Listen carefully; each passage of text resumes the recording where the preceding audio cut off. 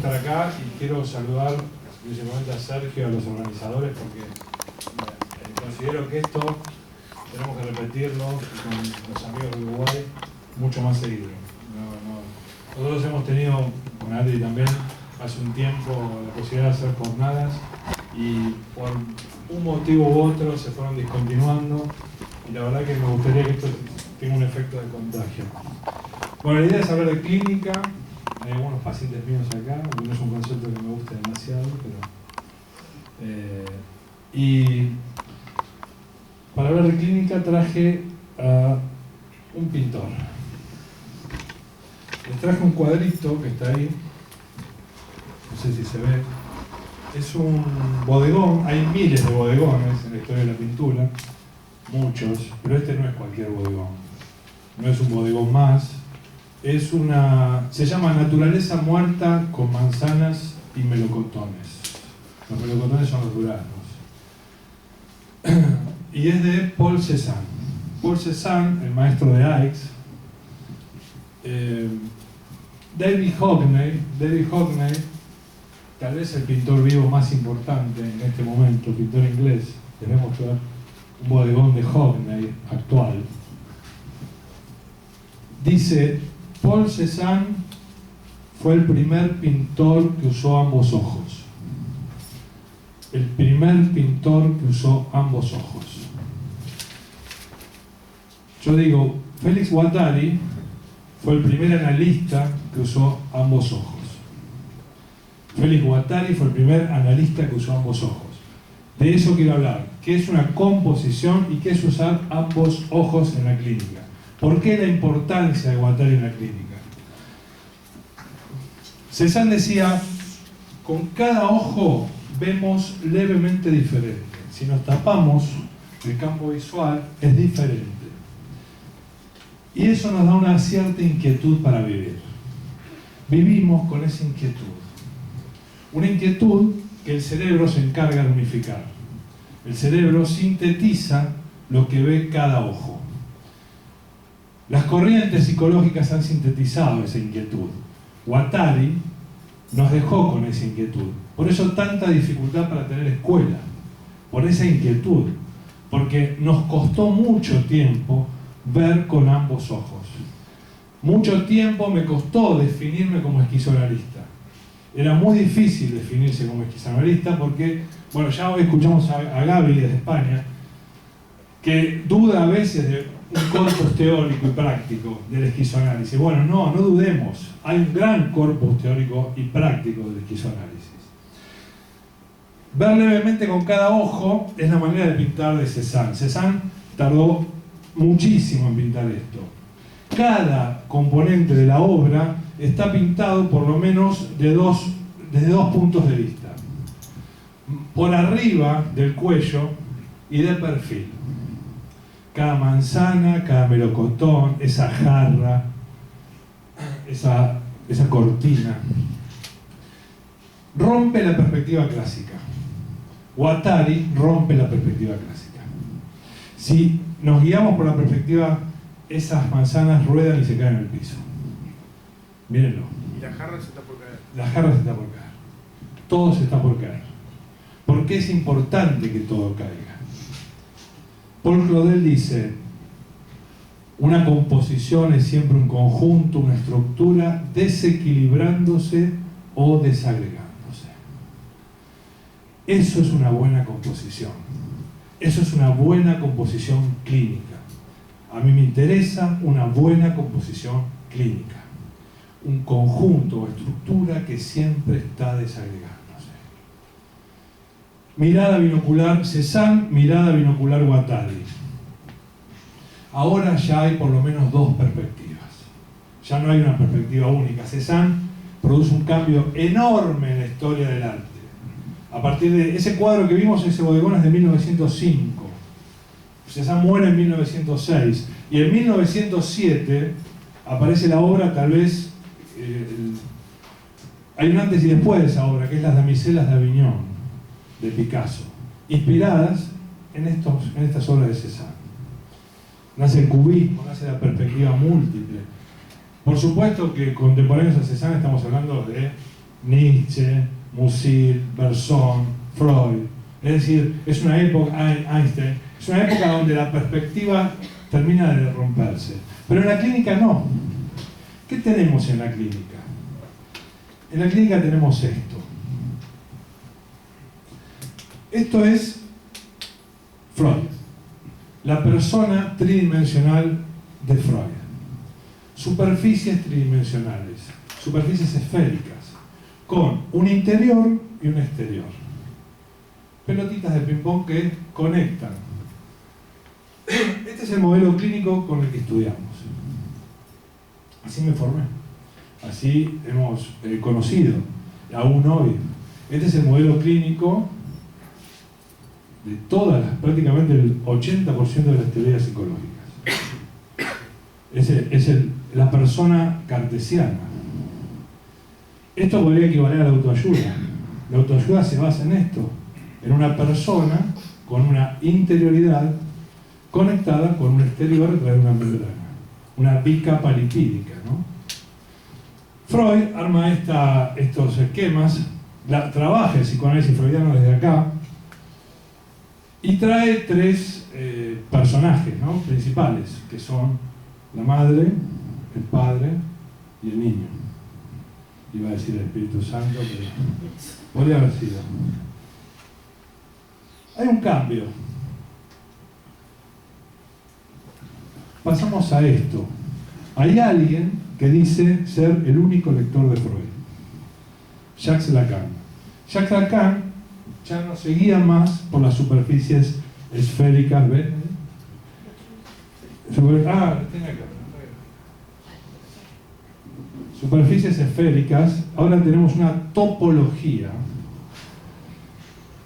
Lacan lo que ve son instancias enunciativas que no son personas.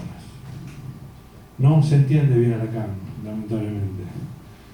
Lacan, acá no hay personas, en Lacan hay instancias enunciativas que no son personas. ¿Qué significa eso? Eso que habla no es una persona. Este es el cambio que produce Lacan en la historia de la psicología. Acá está Guattari. Acá está Guattari. Guattari viene de acá, no viene de otro lado. A veces pareciera como que Guattari no tiene nada que ver con Lacan. Y Guattari tiene todo que ver para no tener nada que ver, justamente. Este es el mecanismo. Porque Guattari trabajó muchísimo para construir esto. Lo que está ahí arriba es el sujeto barrado. Guattari contribuyó muchísimo. ¿Cómo va? Guattari trabajó muchísimo con Lacan. Sí, contribuyó mucho a construir esto Guattari. Trabajó mucho en su grupo de estudio, fue mano derecha de él también. Y para romperlo después, por supuesto. Lo que tenemos es el sujeto barrado. Y acá, ¿qué hay? ¿Qué es la topología en Lacan?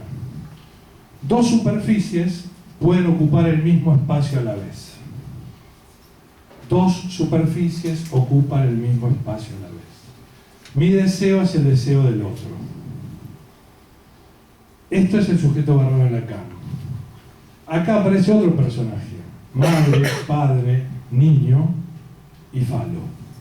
El falo es eso que habla. Estas son las instancias enunciativas en Lacan. Esas instancias enunciativas son interpretables. Eso que habla lo voy a interpretar. Eso que habla lo voy a conectar, dice Guattari. Y acá hay un quiebre con Lacan. Eso que habla no lo voy a interpretar. Eso que habla lo voy a conectar. Esto se llama inmixción de otredad. Lacan en 1966 trae un concepto, un neologismo que se llama inmixing, que es inmixción de otredad. Es decir, en una mezcla ya es indiscernible aquello que está mezclado. Y esto es el deseo del otro. Las instancias enunciativas en Lacan son el discurso del inconsciente, es el discurso del otro. El inconsciente estructurado como un lenguaje.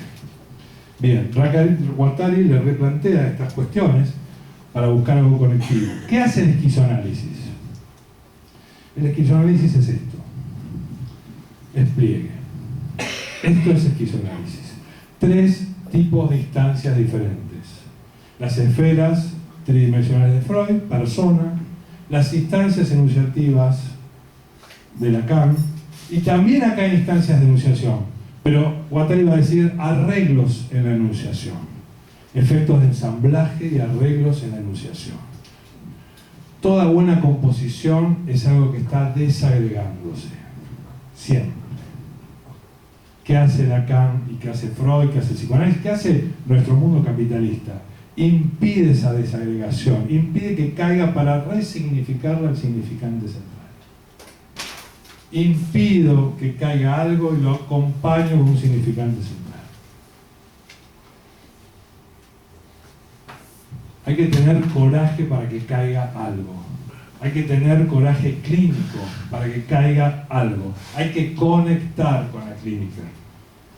Es muy importante esta distinción del esquizoanálisis de otras corrientes.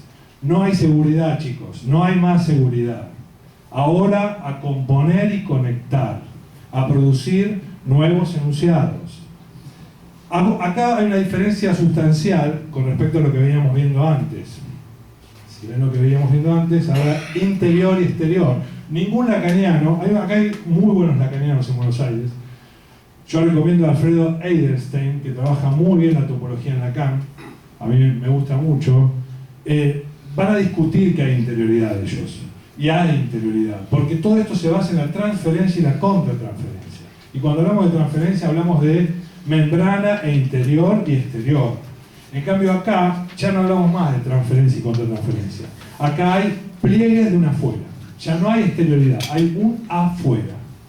No es lo mismo que una exterioridad. Si bien ese afuera se va a distinguir entre un afuera exterior, que es de las formas, y un afuera absoluto, que es de las fuerzas. Esto es Blanchot. Pero acá ya no tenemos esa exterioridad que teníamos antes. La geometría es fractal, y en la geometría fractal acá dice algo que no lo tengo que leer acá, bueno. Una singularidad es una inflexión, un punto de inflexión. El mundo es la serie infinita de las inflexiones posibles. Serie infinita de las inflexiones posibles. Una singularidad está allí donde pasa algo en una curva. Deleuze puro. Curvas. Pliegues del alma, repliegues de la materia. Leibniz. Esto es Deleuze. Acompañando a Guattari. Los dos estaban embobados con Lacan. Y los dos dejaron de embobarse con Lacan. Principalmente, el más embobado era Deleuze. Guattari ya estaba fuera de Lacan. Y después se da cuenta que no puede construir nada con Lacan. Principalmente ¿por qué? Porque Lacan no rompe con lo simbólico. Y acá estamos hablando de una clínica de lo real. No es lo mismo una clínica de lo real que una clínica de lo simbólico. En el primer caso, tenemos una clínica de lo simbólico y de lo imaginario también, acá. Jung es esto. La Gestalt, el humanismo, el cognitivismo, la industria psicofarmacológica se maneja de este modo, con estas pelotitas. Acá ya no. La unidad fractal del pliegue, la unidad fractal, estamos hablando de una geometría fractal, es el agenciamiento. O ensamblaje, en algunos libros vamos a encontrar ensamblaje. Unidad real mínima. El agenciamiento. Clínica de lo real. Todos saben de esto. Ahí tenemos una especie de mapa de esa unidad. Si vemos ese pliegue, tenemos que sacar. Un pliegue está constituido de múltiples agenciamientos. Una multiplicidad enorme de agenciamientos. ¿Qué es un agenciamiento? Es una unidad mínima de análisis, dice Deleuze. Está compuesto por líneas expresivas, una línea de encuentro en el mejor de los casos, porque hay de todo tipo de agenciamiento. Hay agenciamientos que multiplican, líneas expresivas de A conectan con líneas expresivas de B. La línea de encuentro es la línea del deseo, ahí está el deseo nómade. ¿Por qué el deseo es nómade? A veces no entendíamos por qué el deseo era nómade. El deseo es nómade porque se constituye a partir de líneas de encuentros heterogéneos. Y en el mejor de los casos, B va a devenir algo de A y A va a devenir algo de B. Esto es un agenciamiento multiplicador. Esto es clínica pura. También hay agenciamientos capturantes, donde una línea expresiva de A es bastante dura, tal vez, para B, y ya hay un mínimo de venir. Y esto también es clínica. Esto es sinónimo de hablar de determinadas depresiones, de un montón de conceptos que están muy manoseados desde los otros lugares, que nosotros tenemos la obligación de llevarlo a estos lugares. La obligación, a mí me genera una obligación, porque amo esta línea teórica y nos falta más construcción sobre estos conceptos. 3 instancias que, si las llevamos a la historia de la pintura, podríamos decir que la primera instancia es Velázquez, una instancia mucho más representativa a la freudiana. También podría ser un Rembrandt. Freud fue un grande. Ninguno de estos 3 dejaron de ser grandes. Ahora es muy fácil usar los anteojos para hacer una crítica, pero en su momento fueron muy grandes. Y acá lo que vemos claramente es cómo pasamos de la representación a una clínica lacaniana que podría ser Monet o podría ser Turner. Hay una cierta dilución de la representación, pero aún hay mucha representación. Y esto, Klee, Dubuffet y Bacon, sería el esquizoanálisis. Todo esto tiene que ver con la mirada binocular de Cézanne. ¿Me puedo decirme Sergio? 4 minutos me quedan. Bueno, voy a apurar un poco. He querido pintar el grito antes que el horror, dice Bacon. Eso es una concepción cartográfica. Eso es el esquizoanálisis. Medios y trayectos, lo que dicen los niños. Cuando hay horror, se vuelve a introducir una historia. Esa es una concepción arqueológica. Ese es el monumento esquizoanalítico, la memoria, el psicoanalítico, la memoria. Exactamente. Introducir una historia o pintar el grito. Acá traje algunos conceptos, pero bueno, tenemos poco tiempo. Pero todos estos conceptos son claves para pensar el pliegue. Y son conceptos, acá tengo algunos pacientes míos, que saben de algunos conceptos de estos que les estoy hablando. Es importante, todo agenciamiento se juega en una línea, es una geometría, donde hay una línea, un plano, un espacio, un tiempo, una máquina. Y todo eso es territorial. Territorio, una materialidad concreta donde uno emite signos. Ritornero como aglutinador, rostro como neutralizador. Todos estos conceptos se juegan en esta idea del pliegue.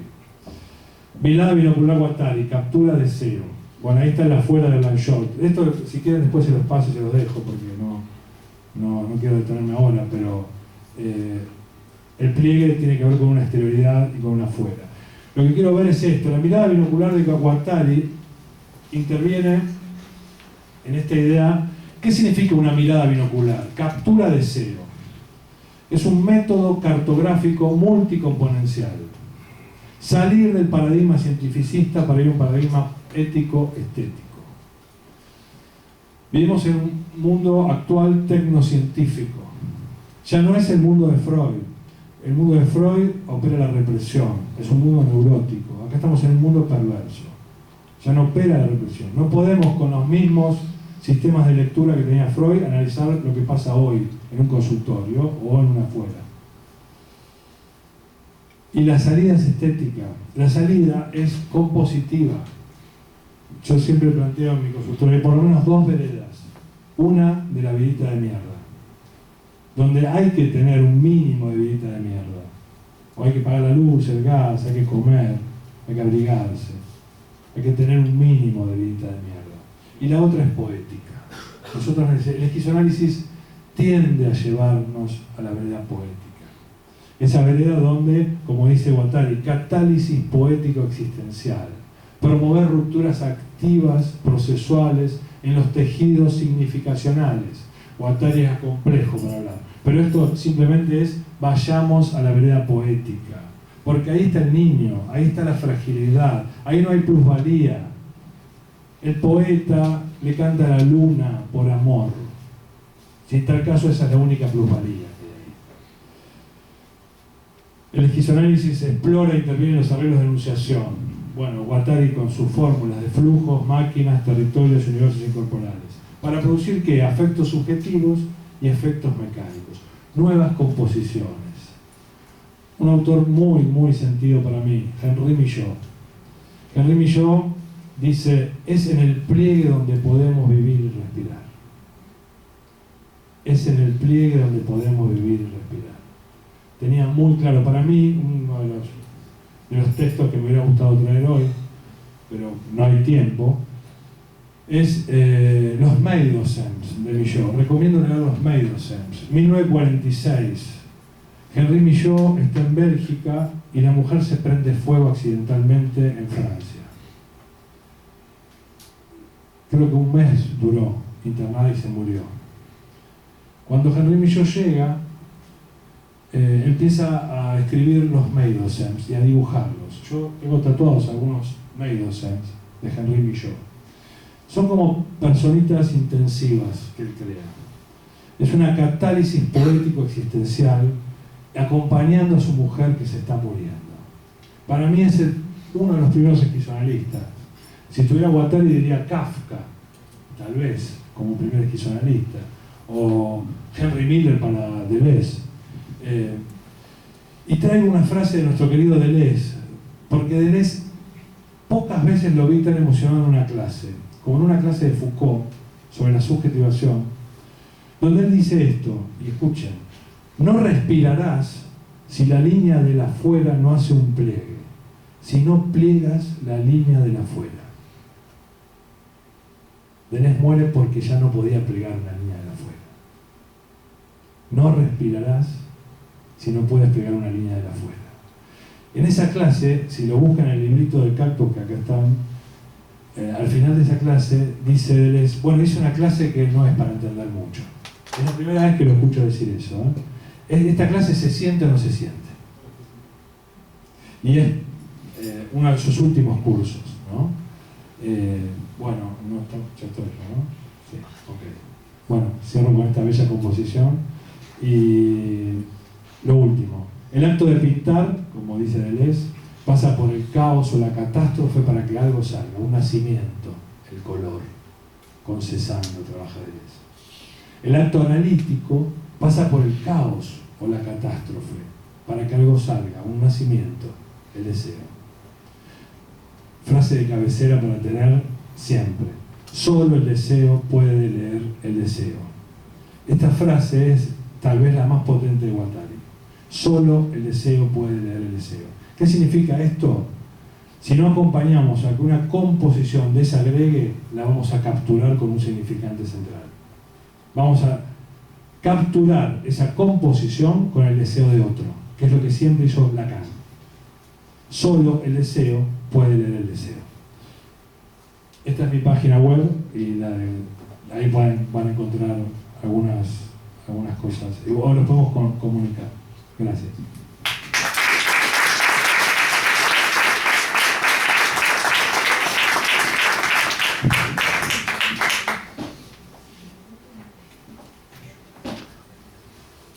¿Hola?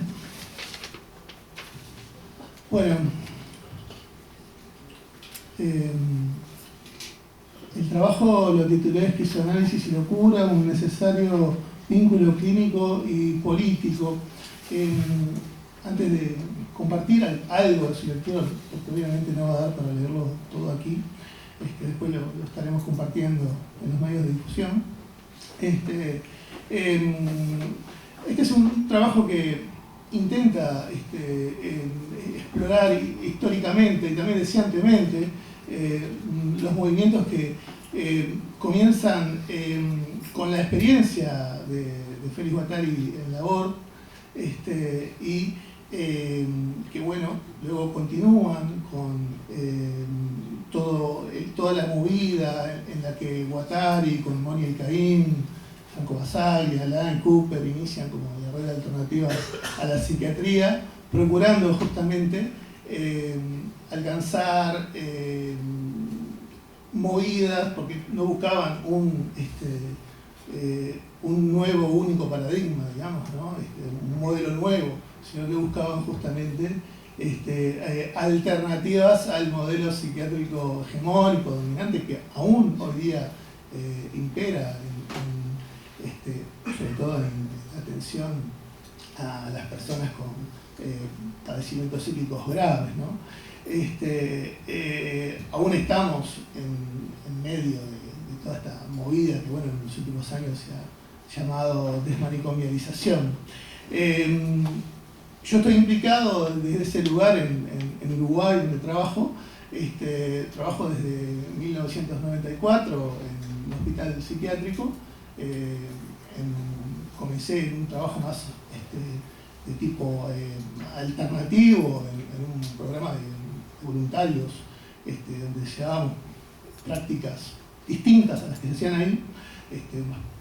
Hacíamos teatro, grupos, juegos, etc., con varios usuarios en diferentes lugares. Después se empezaron a dar las posibilidades de realizar acompañamientos terapéuticos. Y bueno, en ese devenir, yo tenía 19 años cuando arranqué con esto, los contactos aquí en Argentina, que llegamos a participar por justamente el vínculo con la actividad teatral, donde llegamos a presentar hasta horas acá en los encuentros que se hacen de artistas internados, que organiza el Frente de Artistas del Borda y la red del Frente de Artistas. Ahí, bueno, yo recién comenzaba a estudiar psicología, ¿no? Y empecé a ver aquí todo, la lectura que se hacía de Len, Cooper, Basaglia, de la antipsiquiatría. Bueno, por ahí alcanzo después a las lecturas con Deleuze y Guattari, donde, bueno, después en facultad también, facultad de psicología, soy psicólogo, comenzamos como a trabajar mucho más. Después, bueno, en el devenir de mi vida termino trabajando en el hospital, ya como psicólogo, y por suerte termino, digamos, en estos últimos años realizando una praxis un poco más cercana en la que comencé, digamos, ¿no? Pasar de hacer esas tareas bastante complicadas. Yo además trabajé mucho tiempo en lo que se llama una sala de pacientes de seguridad, o sea, pacientes penados judicialmente, ¿no? Que en vez de estar en mi cárcel, estaban en una sala del hospital, haciendo muchos psicodiagnósticos, pero bueno, por suerte no solo, sino que también habría otros espacios, incluso con colegas llegamos a abrir algunos espacios grupales. En definitiva, hace 2 años que venía ya pidiendo cancha en función de varios proyectos y trabajos que comenzamos a realizar, y por suerte hoy día ya no veo más pacientes de forma personal, trabajo únicamente en espacios grupales. De hecho hasta esquizodramas estamos haciendo. De hecho, una de las experiencias más nuevas este año es la realización de esquizodramas ampliados. Comenzamos haciéndolo un buen tiempo en una pequeña sala de hombres, y ahora lo hacemos invitando a todos los pacientes del hospital. De hecho van aproximadamente unos 100. Lo realizamos junto con 5 estudiantes de psicología que realizan así un practicantado anual y una residente. Y bueno, estamos como en ese sentido rompiendo moldes y bueno, teniendo en cuenta la apertura que está teniendo la ley recientemente votada de salud mental. Yo de hecho participé bastantes años en un colectivo que apeló a cambios en esta ley, una asamblea instituyente por salud mental, desmanicomialización y vida digna. No salió la ley que queríamos, ¿no? Pero bueno, se hizo una ley igual que tiene sus cosas interesantes, ¿no? Entre otras, bueno, la eliminación de los hospitales psiquiátricos a partir del año 2025, la generación de todo un sistema basado más en salud mental y comunitaria, en fin. Por eso un poco, tal vez lo que estuvieron, cuando Gabriela Berti trajo el tema de la psicoterapia institucional, yo un poco traje el tema de, bueno, estos Kelly, por ahí me interesa más los conceptos que tienden a pensar el afuera del contexto que los que piensan, por ejemplo, en la cuestión del análisis institucional, ¿no? Que a veces con esas concepciones a veces se tiende a trabajar igual en el encierro y se piensa poco en el laburo externo, ¿no? Y yo pienso que el laburo con las personas con estos padecimientos realmente es en el afuera, no adentro, ¿sí? y es en ese empoderamiento social que precisa. Bueno, arranco con algo de la lectura del trabajo. Comienzo citando a Guattari en La Revolución Molecular, que es un texto de mediados de los años 70. Yo concibo el esquizoanálisis como una lucha política desde todos los frentes de la producción deseante. No se trata de centrarse en un solo aspecto. El problema del análisis es el problema del movimiento revolucionario. El problema del movimiento revolucionario es el de la locura. El problema de la locura es el de la creación artística. La transversalidad no expresa nada más que ese nomadismo de los frentes. La obra conceptual y el recorrido vital de Deleuze y Guattari en sí mismos ya traen claves para, en cierto modo, aunque relativamente, definir, entre comillas, una posible política esquizoanalítica. Félix Guattari es un actor político indiscutible, militante de múltiples movimientos de izquierdas, ecologista, incluso político en el campo de lo institucional, lo cultural, lo social. Sabía, junto con Deleuze, que el fascismo no es un problema de ciertos regímenes o modos exclusivamente sociales, sino que transita todo el campo social. Está en lo cotidiano, en los microfascismos. De ahí la necesidad de inventar un concepto como el de micropolítica.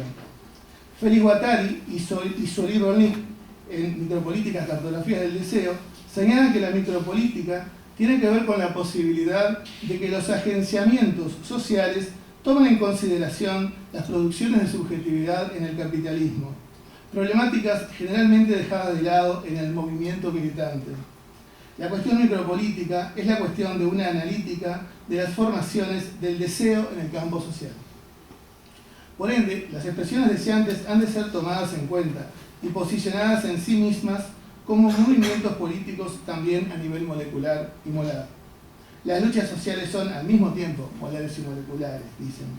Aquí tenemos lo que Deleuze y Guattari consideraban como los devenires minoritarios, aspectos esenciales para la revolución molecular que planteaba Guattari. Y es molecular justamente porque trata de integrar aquellos aspectos que las utopías comunistas y socialistas tuvieron dificultades en considerar, reprimiendo esos devenires como los devenires homosexuales, mujeres, devenir niños, entre otros. Como buenos actores de, y a su vez paridos por mayo del 68, cuyos movimientos sociales fueron vistos como insignificantes para buena parte de la filosofía crítica y la política marxista. Es más, Guattari siempre denunció la colaboración de los sindicatos y el Partido Comunista Francés con el restablecimiento del orden impuesto por el gobierno derechista de Gaulle, ante la insurrección de mayo, ¿no? Inmediatamente visualizaron las problemáticas de lo minoritario. Y minoritario no es un problema numérico, estadístico, todo lo contrario. Estas problemáticas son desde ese lugar de la mayoría de la población, como consideraban Franco y Franca Basaglia en su libro así titulado La mayoría marginada. El tema pasa justamente por los agenciamientos que se evidencian en las producciones subjetivas, las catexis de deseo reaccionarias que la mayoría libidiniza. El enano fascista que todos llevamos dentro. Todos llevamos dentro el patriarcalismo, el hombre blanco, dentro, esa gran máquina abstracta que opera en todos los rincones del socio. Como dice Deleuze, no se puede devenir hombre, pues hombre es un tema de Estado. ¿Estamos siendo hombre todos? Predominantemente, como cuestión molar, mayoritaria. Se pueden sí devenir mujer, niño, animal, planta, imperceptible. Una política esquizoanalítica implica necesariamente la creatividad. De ahí el paradigma protoestético, como dice Guattari en Caósmosis, poniendo el énfasis en la capacidad de poner en juego la inventiva. Sobre todo cuando se percibe que las cosas se hacen mal y se pueden hacer de otro modo, como es claro en las prácticas llevadas a cabo en la clínica psicoanalítica y en el ámbito del tratamiento de la locura en las instituciones. Romper con los reduccionismos edípicos y con el despotismo del significante, abriéndose al rizoma, a las complejidades de la subjetividad, de las relaciones sociales, a las potencias del cuerpo, atendiendo sobre todo a la producción y a la apertura de posibles en el futuro, más que al padecimiento repetitivo del pasado. De ahí la necesidad de un análisis distinto, al cual denominarán de muchos modos, entre ellos el esquizoanálisis. Y también la psicoterapia institucional de Tosquelles será continuamente reinventada en labor, desistiendo de las modalidades represoras típicas de los manicomios, dando mayor participación a los enfermos mentales, sin negar la problemática de la locura, pero comprendiendo su singularidad, incluso el derecho a estar loco y tener su lugar en el mundo, generando asambleas, múltiples actividades culturales, artísticas, productivas, llegando a reinventarlas en ocasiones todos los días. Es ejemplar en este sentido el relato de Marie de Tusset, cuando Uri y Guattari reflexionaban sobre el trabajo de un profesor de cerámica en Lahore. Esto está en el libro Líneas de Leroy Laborde de Félix Guattari. Decían que habían sacado piezas muy bonitas de pacientes con este profesor, demasiado bonitas, señalaban tanto Guattari como Uri. Al poco tiempo dicho taller se suspende, pues lo importante no es la objetarización de cosas en el trabajo que se planteaba, ni generar el ideal de mi taller es el mejor y entrar en competencia y segregación con los demás espacios institucionales. Producir institución es atender a las subjetividades en contacto, que se hablan, que se forjan, que se enfadan. No estaba puesto el acento en producir cosas bonitas, ¿no? Esto también a mí me implica mucho, porque yo también trabajo en un taller de arte, pero nuestro objetivo no es hacer lindas pinturas. Nuestro objetivo es que hay que se produzcan cosas. Esa comunicación, contacto, expresión, ¿no? Salgan presiones, ¿no? Lo que en buena parte significa expresarse, ¿no? Sacar presiones, liberarse, ¿no? No importa qué. El acento está en la producción de subjetividad, de atender a la singularidad, las posibilidades de reinserción social de las personas, el trabajo fuera de la institución, con la familia, la comunidad y otros entornos del territorio existencial. Estas formas de trabajo en el campo de salud mental también son políticas. Guattari no se quedó solo en esto. Atendiendo lo macro y lo micro, comenzó en los encuentros con diversos actores generadores de nuevas maneras de encarar la salud mental, como Muriel Caín, Line, Cooper, Basaglia, Castel. Así es que se funda la Red de Alternativas a la Psiquiatría en 1975, que sostiene varios encuentros en Europa y América. Incluso hubo encuentros acá en Argentina. De hecho, el artículo que salió publicado en la revista que se presentó hoy, sí, y el artículo inédito que se presentó hoy de Guattari, hablando del paradigma estético, fue hecho en el último encuentro de esa red que se realizó en Argentina, que salió en la revista La Delesiana, presentada por Avergi, por él. Es un libro que está acá. No, ese fue un encuentro de redes, sobre redes, nuevos paradigmas culturales y subjetividad, que fue muy a posteriori y donde Guattari presenta prácticamente el mismo artículo de Caosmosis, el paradigma estético. Con muy breves, muy pequeños cambios, pero es lo que publicará después en Caosmosis, presenta ahí. Que creo que fue en el 91. No, 86. No, 86 es el artículo que publicó la Delesiana como inédito. El que se refería a él es y otro es el que se llama Buenos Aires. Claro, el que te referís vos, el último, que es del 91, es en un encuentro sobre redes, nuevos paradigmas de subjetividad, que creo que salió editado en el 94 por Paredos, y trae el paradigma estético, que es casi lo mismo que publica acá Guattari después en el libro que vamos a decir. El aspecto político de las problemáticas en el ámbito de lo psiquiátrico son muy trabajados. De hecho, la red, entre otras cosas, surge como un modo de demostrar que otros modos de prácticas y de pensar la locura son posibles, incluso como una forma de hacer un frente internacional que apoye estas nuevas posibilidades. Guattari tiene una amiga que es Silvia Marcos, una mexicana, que aún vive, y hay unos artículos, creo que algunos de ellos se pueden encontrar en Anarquía Coronada, si no me equivoco, en la web de Todos Sueltos, me faltan 4 bien, donde justamente Silvia dice, ¿no?, que lo importante de la red no era buscar el modelo alternativo, bueno, ahora vamos a seguir todos a no. Creo que justamente era mostrar que había otras experiencias posibles y lo importante de singularizar las experiencias, ¿no? De hecho, en el libro de Leroy Laborde, Guattari, cuando va a Leroy, ¿no?, y ve las condiciones en Grecia que hay en el psiquiátrico, no va con esa mirada de decir, está todo mal, esto es horrible, vamos a, no sé, tenemos que quemar todo, no. Sino que ve y hinca el ojo en aquellas cosas que ve que puede ser una pequeña línea de fuga hacia otra cosa, hacia un devenir, es un cambio. Por ejemplo, ve que hay pacientes que solo se ponían a tejer, a hacer cosas. Pero che, acá, les dice Guattari, acá tienen para empezar un taller de laborterapia, ¿por qué no encaran por acá? No, da esas líneas, no viene con el verticalazo de pata, todo mal, acá tiene que hacer esto y lo otro, ¿no? Sino que ve por dónde están las líneas, ¿no? Obviamente, ¿no? Es más, creo que Guattari fue más crítico, no tanto en Lero, sino en Atenas, donde había condiciones de maltrato muy saladas, y junto con los italianos ahí sí, obviamente hubo una crítica a las condiciones inhumanas, ¿no? Pero en cuanto a la cuestión de generar cambios, veía lo que había y decía, bueno, capaz que está bueno esto que ya tienen potenciarlo, ¿no? Y de hecho esa fue siempre la mirada de la red, ¿no? Aparte la red también surgió como una cuestión proteccionista, si se quiere, entre los distintos grupos en los diferentes países.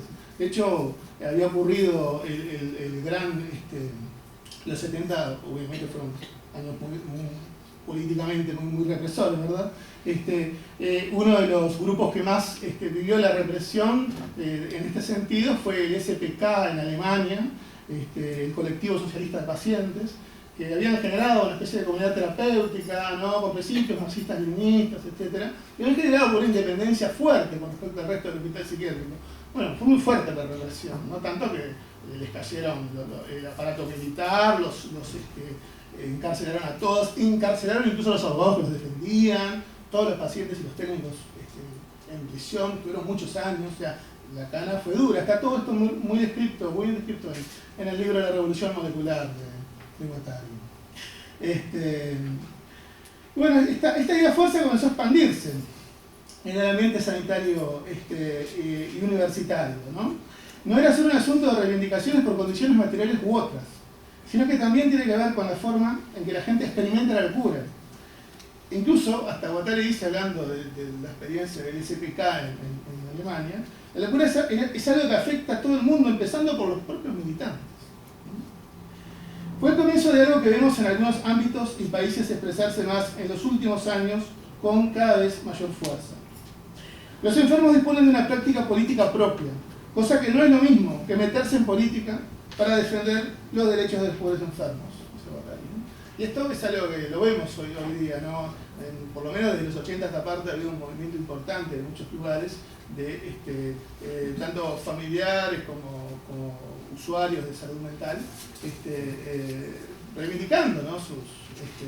sus derechos, su forma también de ver la problemática y hasta, bueno, entender una política de la diferencia, ¿no? No se trata de convertir al loco en otra cosa, sino aceptar la propia locura, más allá de que precisen tal vez obviamente alguna contención, apoyo, en muchas ocasiones seguramente medicación, pero la diferencia está, y el tema es, ¿no?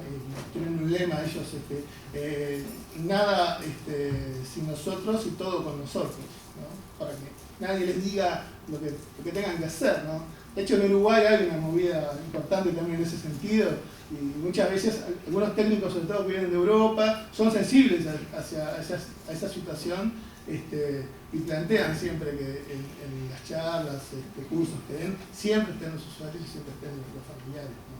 Para también tener un diálogo permanente, ¿no? Que no sea una cosa de los técnicos entre técnicos decidiendo qué hacemos con ellos y ellas. Bueno, que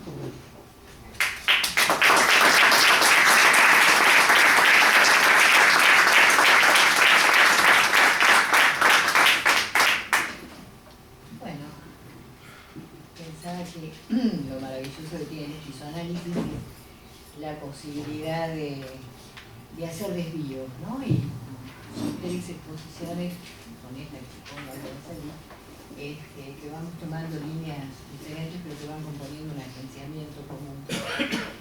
Me gusta pensar que la palabra esquizoanálisis, la palabra esquizoanálisis, dividirla entre lo esquizo y el análisis. Yo pienso que el esquizoanálisis es una política y que en Latinoamérica es una política de descolonización. Y a mí me interesa pensar en términos de nuestra realidad, nuestro suelo latinoamericano.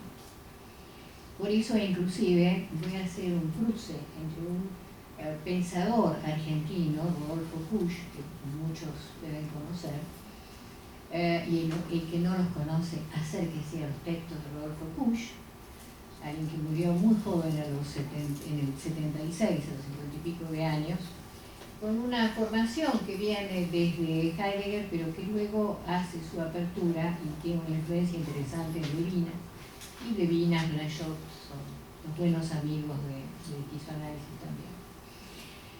Y pensaba desde esa perspectiva que lo analítico, el esquizoanálisis, lo analítico, es lo que nos viene dado desde el mundo occidental, es lo blanco, es el blanco. Y lo esquizo son esas fuerzas creativas del caos.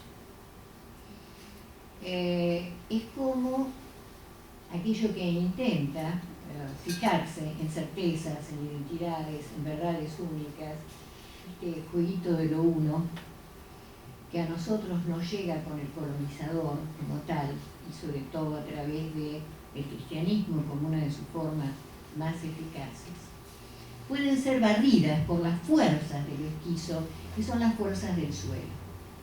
Y ahí es donde uno se plantea qué es Latinoamérica. Latinoamérica, desde lo que pienso, es el devenir de lo indio, lo afro y del blanco que perdió su devenir.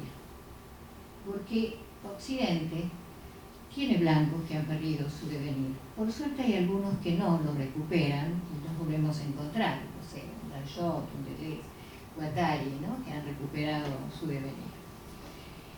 Por eso también sería bueno cambiar algunos términos acá en nuestro suelo, palabra clave desde Kusch. Porque Kusch lo que quiere preocuparse, o de su preocupación, es sobre el pensar latinoamericano.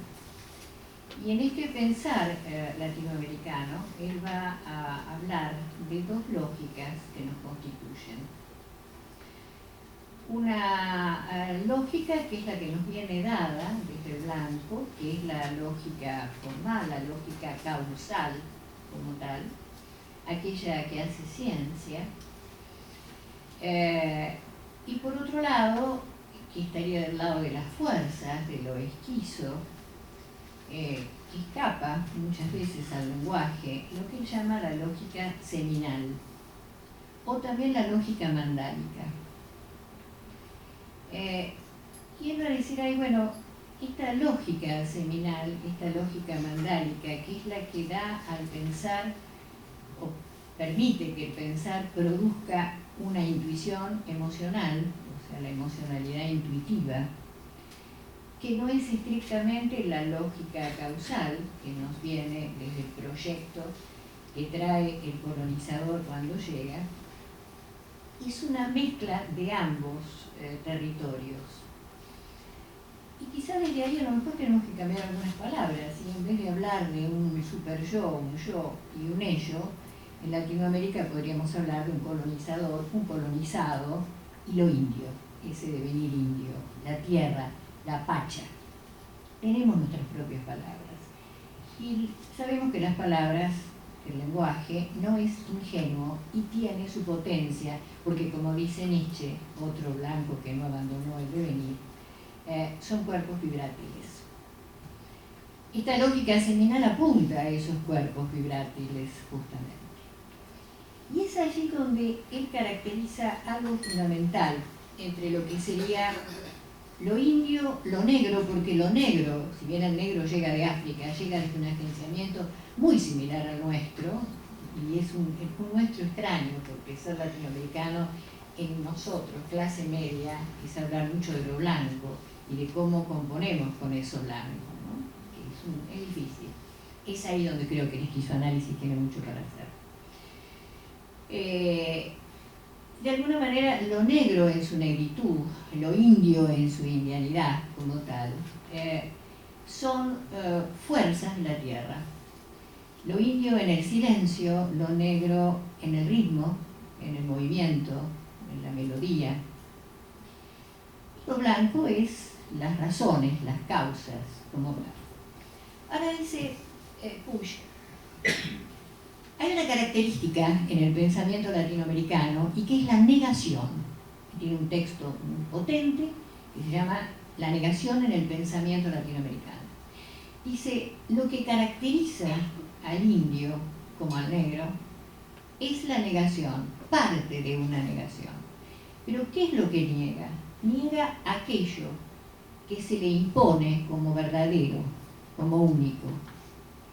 Es una negación que permite que se afirme en sus creencias, en sus convicciones, en sus dioses, en sus mitos, en sus ritos, aunque sea en silencio. El indio no necesita hablar, siente y piensa desde esa emocionalidad. Esa negación, ¿no?, que mal comprendida por el blanco cuando le quiere ofrecer una tecnología de avanzada para poder, por ejemplo, es una de las situaciones que él plantea, se le quiere meter una bomba de agua para que pueda sacar más agua, y el indio lo mira y lo mira. Elige una generación un poco más joven e intenta mediar, pero hasta ahí el viejo, ya podemos decir, el pueblo, un campesino, lo mira y bueno, el blanco al final desiste y se va. Claro, el indio lo que pensaba, luego esto se lo traduce, es que se iba a perder ese encuentro cuando iban a buscar el agua, que ahí era el momento donde conversaban, donde se podía ayudar al vecino, donde la tierra valía en tanto era una tierra común, ¿no? Claro, la lógica seminal es la lógica de lo común, es la lógica de lo colectivo, ¿no? A tal punto que hay comunidades indígenas que no tienen yo en su lengua, ¿no? Tienen solo el nosotros como tal. Ahora bien, él va a decir, este mundo, esta lógica de lo seminal, él lo va a llamar el estar. Ahí se está. Y él dice, el estar es la siesta, ¿no? Y se está. Los blancos no sabemos estar. Y Latinoamérica está perdiendo su estar. Y creo que si no lo recuperamos, nos avasallan directamente. Pero claro, es un estar, que como dice acá, un